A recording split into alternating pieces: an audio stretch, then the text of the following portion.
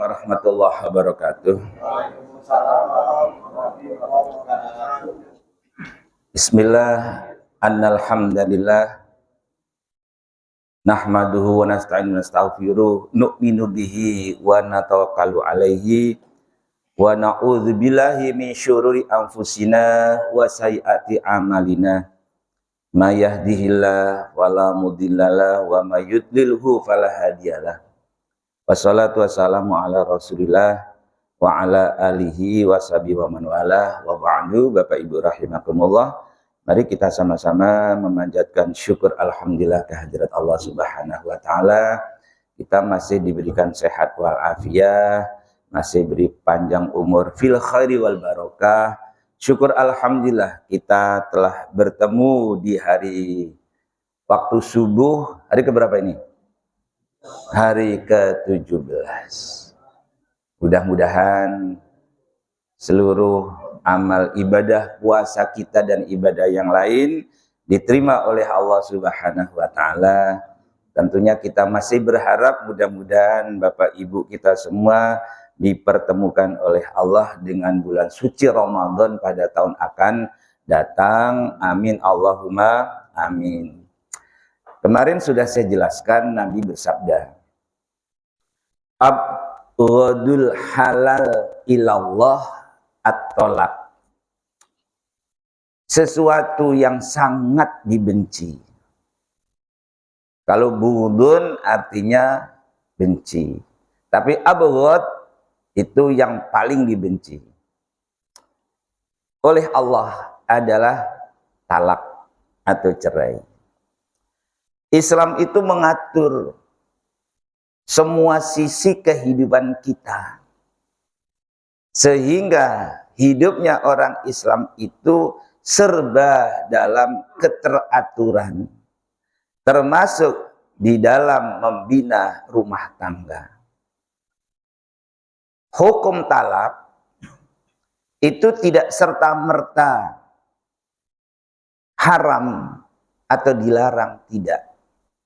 Maka para ulama memberikan analisanya dan menetapkan hukumnya.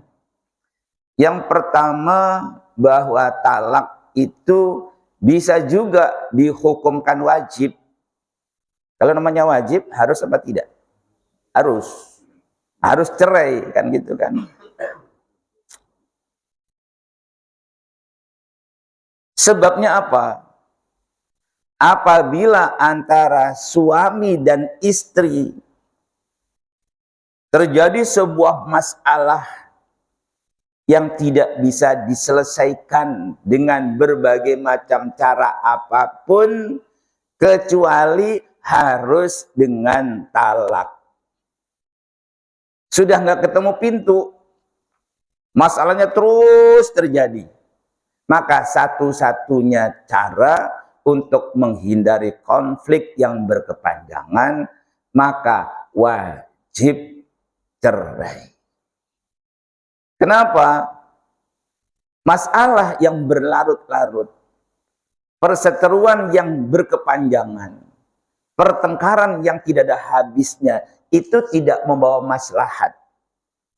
Sementara waktu syariat Islam dimunculkan oleh Allah litahqiqi masalihin nas fi hayatihim, dalam rangka untuk mewujudkan kemaslahatan bagi kehidupan umat manusia.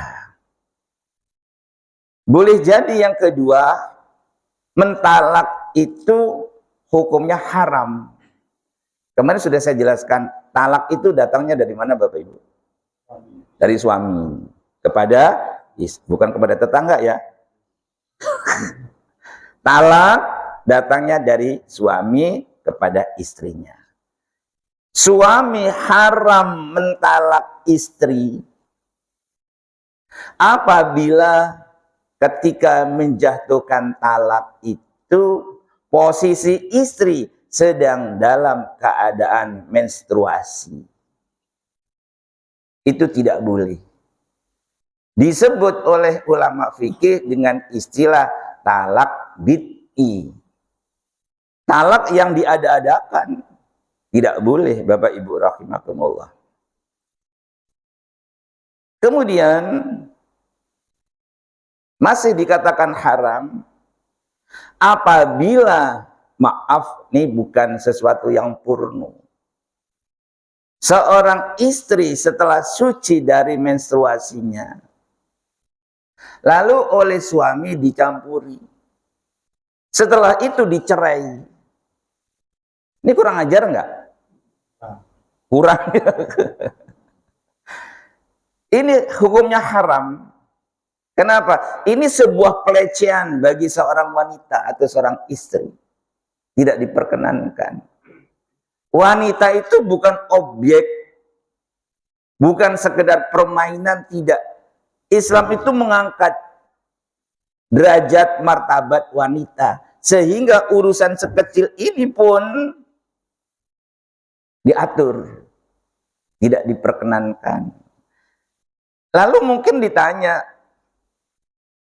kalau seorang wanita dicerai atau ditalak oleh suami dalam keadaan menstruasi, dikatakan hukumnya haram. Haram bagi siapa?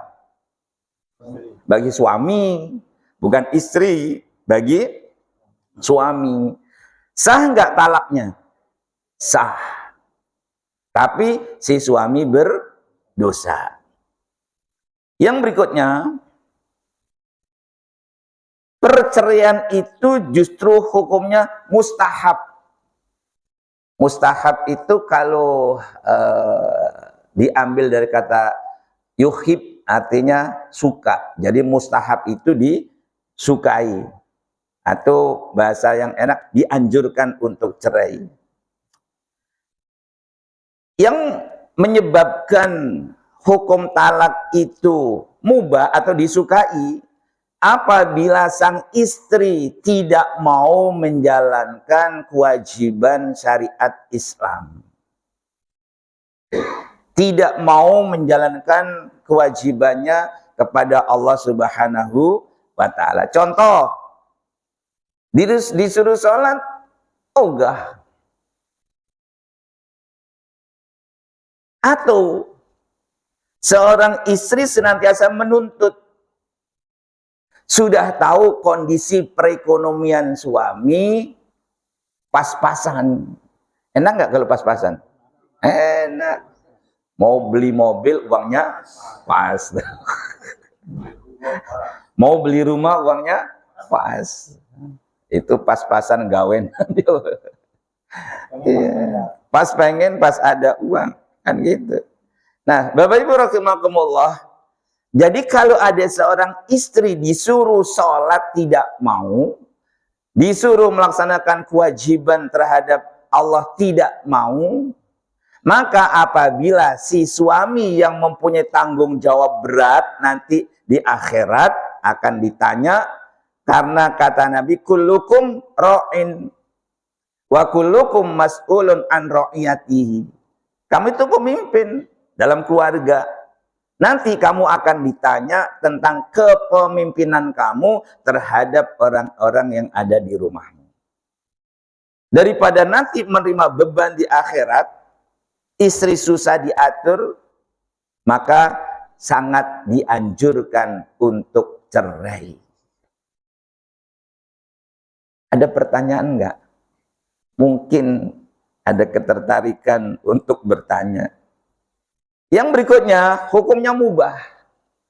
Kalau mubah itu boleh. Boleh iya, boleh tidak. Mau melaksanakan atau tidak? Mubah.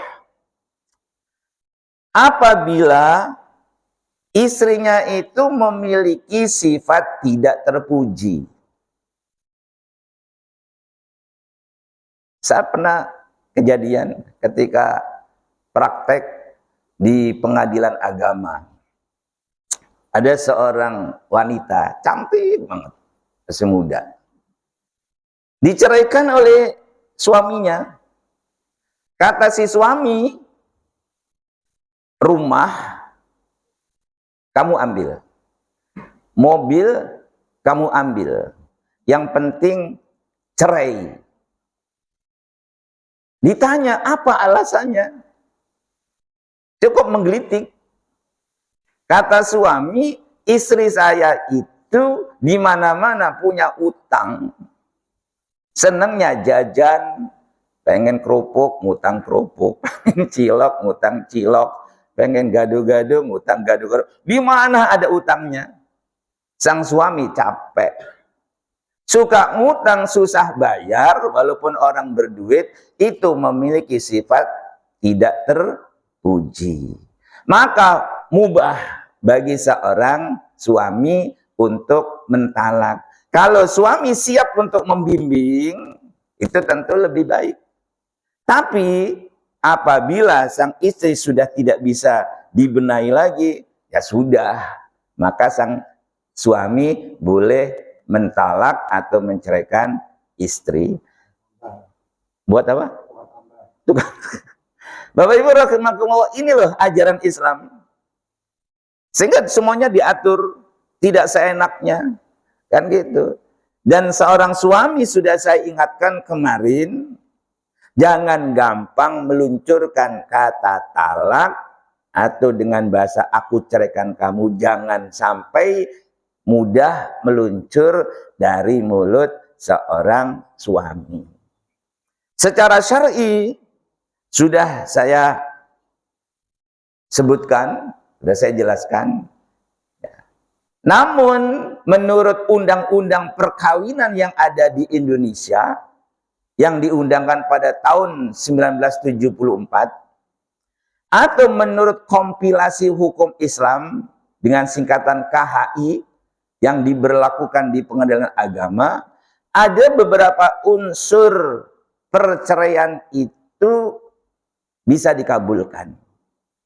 Jadi tidak mudah seorang suami mengajukan gugatan talak kepada istrinya. Apabila kriteria talak itu bisa dipenuhi apa tidak, maka menurut undang-undang perkawinan yang berlaku di Indonesia, menurut kompilasi hukum Islam, kompilasi itu kumpulan hukum-hukum, dan kompilasi hukum Islam itu dibuat berdasarkan Al-Quran, berdasarkan Al-Hadis, berdasarkan masukan dari para ulama yang akhirnya diundangkan pada tanggal 10 Juni tahun 1991 resmi sebagai undang-undang yang berlaku di pengadilan agama. Ya betul, pengadilan agama. Apa unsurnya Bapak Ibu rahimakumullah? Yang pertama, hati-hati nih, jangan gampang kepincut dengan orang lain. Yang pertama, apabila salah satu, kalau dibilang salah satu, boleh suami, boleh istri, melakukan perzinahan. Kalau sudah dibilang suami istri, merupakan pasangan yang sah. Namun kok masih juga melakukan perbuatan zina dengan orang lain. Kalau seandainya istri melakukan seperti itu, insya Allah majelis hakim pengadilan agama dengan serta-merta akan memberikan keputusan untuk cerai. Nah, seandainya yang melakukan suami bagaimana? Masih ada haknya seorang istri. Untuk apa saya punya suami, perbuatannya suka berzina? Maka seorang istri punya hak, yang pertama khulu, yang kedua fasya. Nanti akan kita bahas tentang dua hal itu. Yang berikutnya, seorang suami senangnya bukan ngelus istri, tapi ngelus kartu. Tahu kartu? Dilus-lus, teplak, teplek, teplak, teplek. Ada kasih duit, kalau sekian menang, sekian kalah, kan gitu kan? Namanya apa itu? Berjudi. Nah, judi hukumnya haram. Suami senangnya main judi, maka apabila didaftarkan ke pengadilan agama oleh istri minta pisah, akan diizinkan oleh pengadilan agama. Atau seorang suami meninggalkan istrinya selama 2 tahun berturut-turut. Ini ada seorang wanita usianya 19 tahun, cantik lagi. Mana rumahnya gubuk. Selesai nikah oleh suami ditinggal, katanya kerja. Usianya baru 19 tahun. Cantik banget tuh wanitanya. Ditinggal. Udah berapa? Udah 4 tahun. Katanya kerja di luar negeri, tapi nggak pulang-pulang. Mungkin keturunan Bang Toyib gitu. Iya. Loh, seorang istri seperti ini punya hak untuk bercerai. Sehingga dalam hal ini alasan-alasan yang masuk akal itu bisa diluluskannya seseorang untuk pisah. Atau seorang suami dipenjara selama 5 tahun. Beberapa waktu yang lalu ada penayangan berita, ada seorang laki-laki kemudian melakukan perbuatan tercela kepada bocah, akhirnya dituntut penjara di atas 15 tahun. Lah kalau semacam ini, istri perlu nunggu enggak? 15 tahun tahu? Lama enggak? Perlu menunggu enggak? Enggak usah, udah divonis 15 tahun. Ya udah daftar aja ke pengadilan agama minta cerai. Itulah Bapak Ibu rahimakumullah hal-hal yang menyebabkan talak itu diperkenankan apabila ada alasan-alasan yang masuk akal. Atau nih, salah satu di antara suami istri sudah tidak bisa lagi melaksanakan kewajibannya. Salah satu di antara suami istri tidak bisa menjalankan kewajibannya. Hidup dalam rumah tangga senantiasa cekcok, terutama masalah perekonomian. Ini bisa menjadikan alasan perceraian terjadi. Ada pertanyaan Bapak Ibu rahimakumullah sebelum saya akhiri?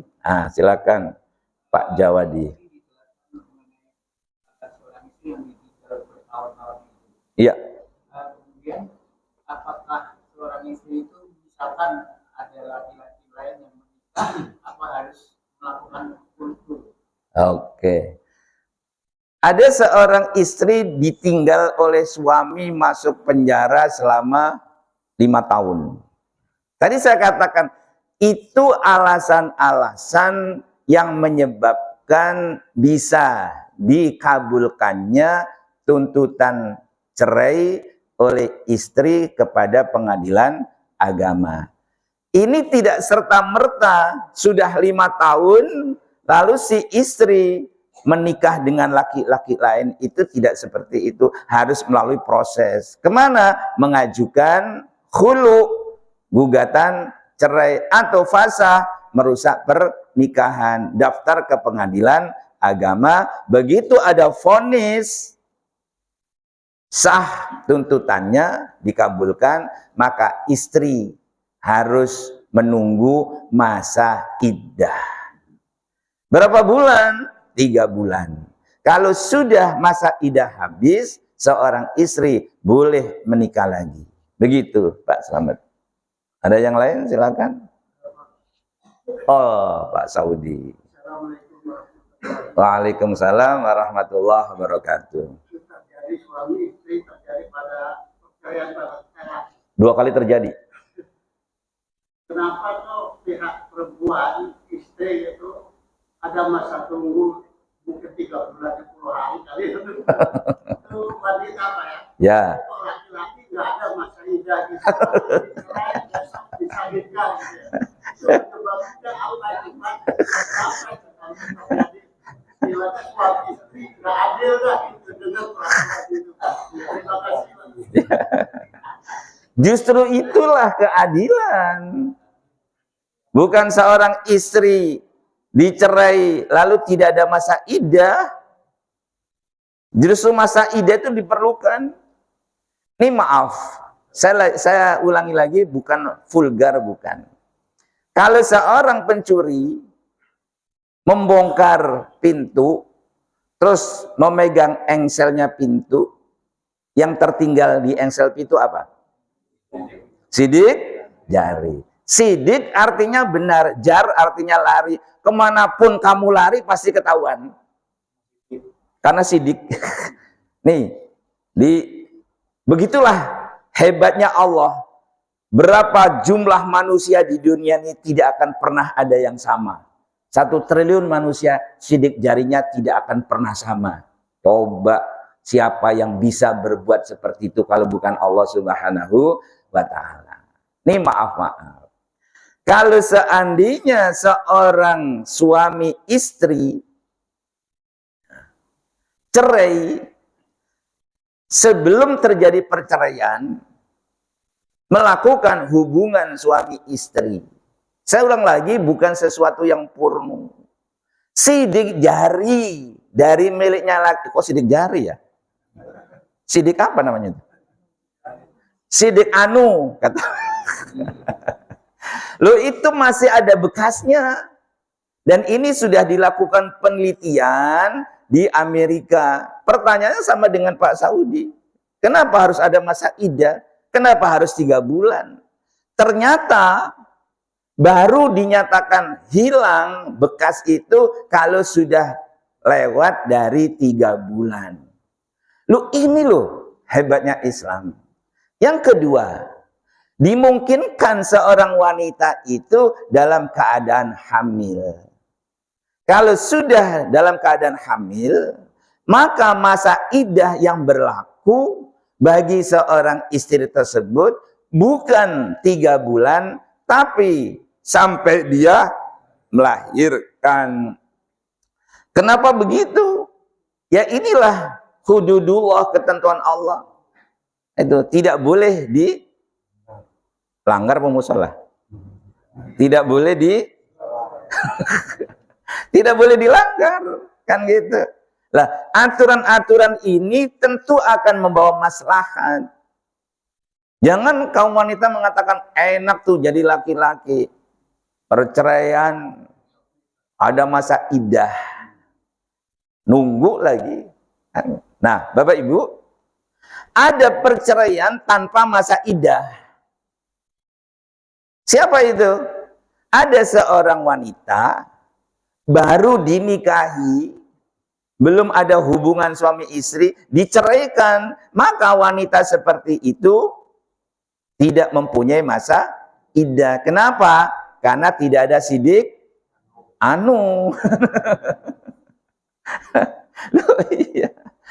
Coba Islam itu seperti apa kalau enggak dahsyat seperti ini, sampai sedetail itu. Gitu ya. Tadi pertanyaan dari Pak Saudi, harus ada masa iddah. Memang itu ketentuan Allah. Kenapa? Ada hal-hal yang menjadi rahasia. Ternyata sudah dilakukan sebuah pengamatan, penelitian. Oh, di sini. Pada akhirnya orang yang melakukan penelitian masuk Islam. Nah, kita sebagai orang Islam tidak pernah melakukan riset seperti itu.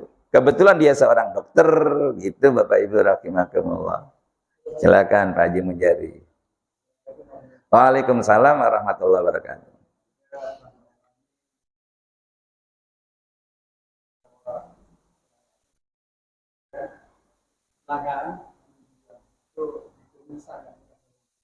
Oh, ada seseorang kecelakaan, adu banteng.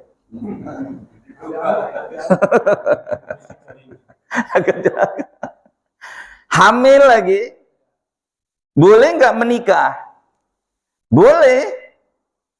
Yang menikahi orang yang melakukan itu atau orang lain, sama saja.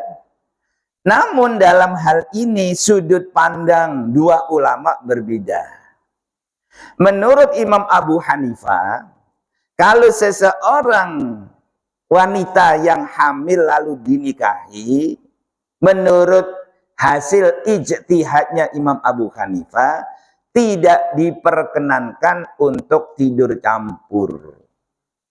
Sedangkan menurut Imam Syafi'i, Sah pernikahannya sama juga dengan Imam Abu Hanifah sah, namun masih diperkenankan melakukan hubungan suami istri. Alasannya apa? Karena sudah sah. Sedangkan Imam Abu Hanifah tidak memperkenankan. Kenapa? Ini syubhat. Remeng-remeng. Jadi di situ alasannya. Boleh saja, kan gitu. Namun demikian, konsekuensi yang harus ditanggung oleh seseorang yang melakukan hubungan di luar nikah lalu hamil yang sudah saya jelaskan, manakala yang lahir anaknya perempuan, si bapak biologis, bukan bapak kandung, tidak boleh menjadi wali nikah. Yang tersiksa siapa? Anak wanita. Tuh ditanya, kenapa kok ayah saya tidak boleh menjadi wali? Ini ditutupi, dirahasiakan. Nah, karena itu harus ada solusi. Bagaimana caranya? Benar ada satu kejadian, saya ditelepon dari seseorang tentang masalah ini. Namun tidak akan saya uraikan hari ini karena waktunya sudah lewat. Kan gitu kan? Oke, Bapak Ibu rahimah. Besok masih ada waktu. Datang ya. Ini alhamdulillah berapa ratus yang hadir ini kan gitu ya. A'udzubillahi minasyaitonirrajim. Bismillahirrahmanirrahim. Alhamdulillahirabbil alamin. Hamdan syakirin hamdal mun'amin hamdan yuwafi ni'amahu wa yukafi mazida. Ya Rabbana lakal hamdu kama yanbaghi li jalimi sultanik. Allahumma salli ala sayyidina Muhammadin wa ala alihi wa sahbihi ajmain. Walhamdulillahi rabbil alamin. Allahumma bika asbahna wa bika nahya wa bika namut wa ilaika nusyur. Allahumma rzuqna fahman nabiyyin wa hifdzal mursalin wa ilhamal malaikatul muqarrabin wa akrimna bi nuril ilmi waftah alaina abwaaba rahmatika wa zakina manasina ya dzal jalali wal ikram. Allahumma atina fid dunya hasanah wa fil akhirati hasanah wa qina adzabannar. Walhamdulillahi rabbil alamin. Kita tutup bersama dengan membaca subhanakallahumma rabbana wa bihamdika asyhadu an la ilaha illa anta astaghfiruka wa atubu ilaik. Kurang lebihnya mohon maaf. Assalamualaikum warahmatullahi wabarakatuh. Sallallahu